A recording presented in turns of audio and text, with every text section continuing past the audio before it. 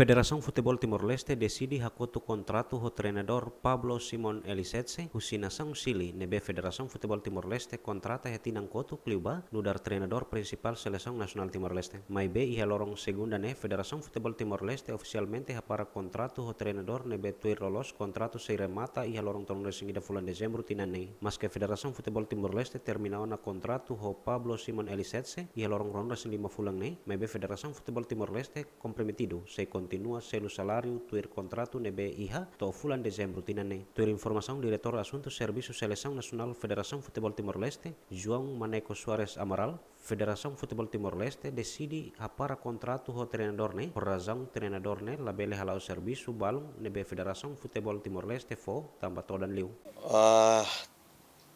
Treinador be Simon nebe kita termina ninia contrato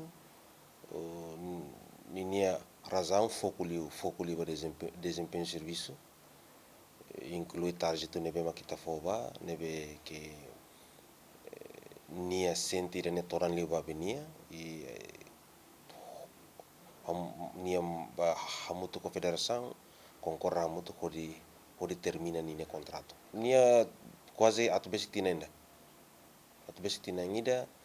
nia mai kera husi tinang kotuk ne depois continua ninia contrato ya início de 2025 até fulang ne basic tina ainda liu. David Gonçalves, GMN.